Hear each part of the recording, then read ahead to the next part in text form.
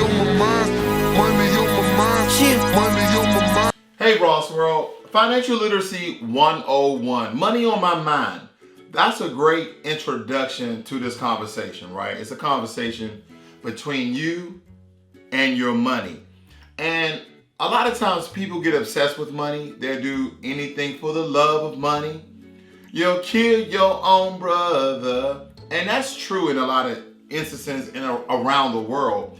The things that people will do for the love of money. It's quite daunting to me. It's tragic, it's chaotic that you will kill and steal and cheat for the love of money. I quite frankly don't understand it. Now, my mom and I were very poor growing up. And if you know my story, me and my mom was homeless for about 2 weeks. But we were homeless on the streets for 2 weeks, but we was homeless for a while, going shelter to shelter in Washington, D.C. That's where I was born and raised. That's where most of my family is living today.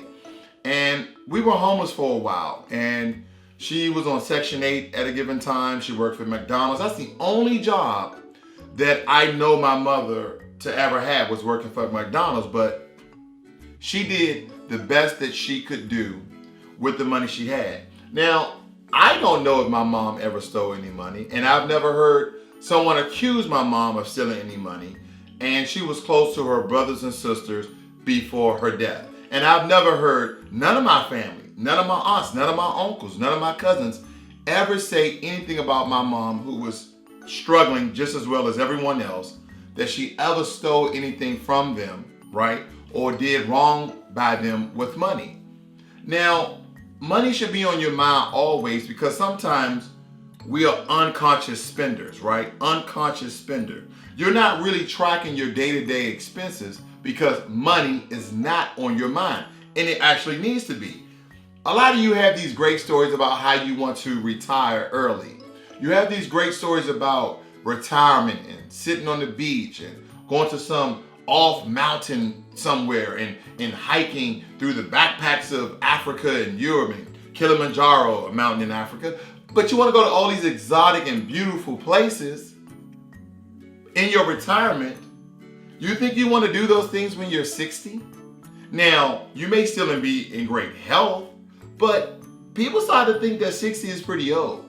So most people in their 40s and their 50s try to get all those things done. Because when you get in your 60s, yeah, you'll go travel, you'll go do some things, you might do some light activity, but you want to retire when you want to retire, not when you look at your bank account. Because right now, you're spending, you're unconscious spending, you're balling, right? You're flossing, you're throwing money in the air. And that's all an analogy of you're blowing your money because you are unconsciously spending your wealth away. Yes, you are. Yes, you are. Let me tell you something. Let me see your budget. Let me see it. Oh, I can't see it right. I'm on video. But here's the thing. Where is your budget? If you're looking for your budget, you are already in trouble. You're already done. Your financial future is dead. Okay? There's no coming back from it. You have to have a budget to understand what's coming in and what's going out. And some of you are saying right now, well, I know my bills. I know my bills. Now, some of us has great memories, and maybe out of the 8 billion people, maybe 1 million people have a memory where they can remember every single thing they have going on in their life. Some of us forget our brothers and sisters' birthdays, right? Some of us forget our children's social security number. And you can remember how much you get, plus the taxes, and all the allotments you have, and all the debt you have, and you know exactly how much you're going to have left over, and you know exactly how much you have left to spend. I don't think so. I'm not that good. No. I track myself by a digital budget.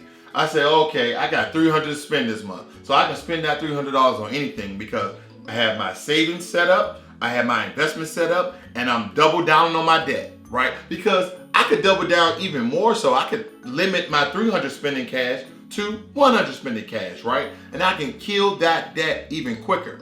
Because the sacrifice comes in getting rid of debt and being financially independent, being financially free. Money has to be on your mind, unfortunately, at all times, especially when you're out. Okay, especially when you're out. Not so much when you're in your home, unless you're some sort of energy hog and your energy bills ran up. You got the heat going, you got every light in the house, the bathroom lights on, you just got everything running. Water, you just trying to spend money the fastest way you can instead of conserving your money and being slightly a tier one minimalist. Okay, a tier one minimalist where you're conscious of the things that's going on in your home.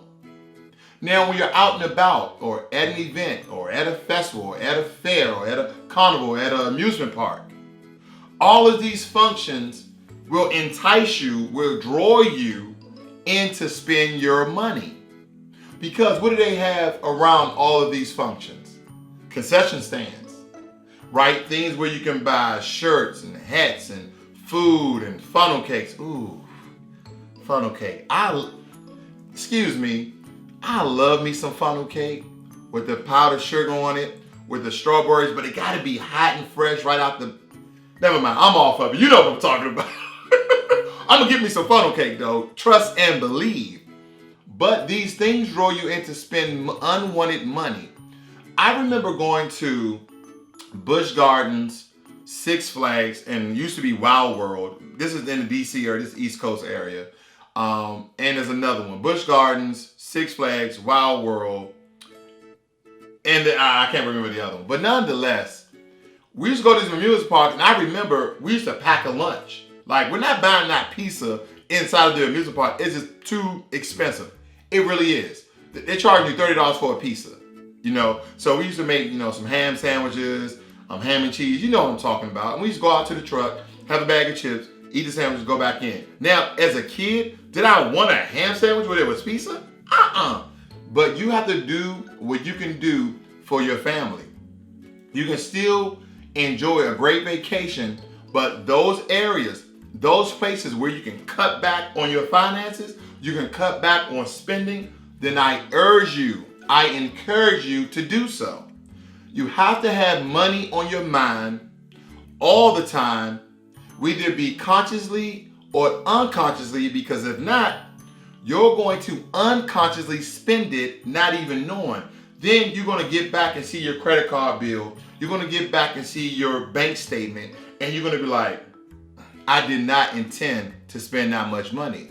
Because you know what? In your mind, you say, okay, I have a budget. I got $200 that I'm going to spend at this. But the kids want to throw the little bottle rings. The kids want to shoot the water guns. The kids want to do the hammers. All those things cost additional money at most of these places, right? Then they go into the gift shop and they got some sort of trinket or some sort of stuffed animal that the kids want. You buy that, or they want cotton candy and they want this and want that. And you just love your kids, you want to take care of them.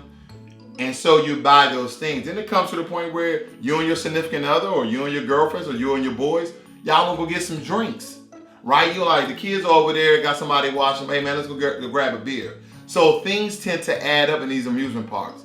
So that's just an example that you can take in your everyday life. It doesn't have to be at a function. It doesn't have to be at a coffee shop. It doesn't have to be at your happy hour. And if you want to spend time with your friends and they're going to happy hour, go, right? But say, hey guys, I'm not drinking tonight. I'm just going to chill.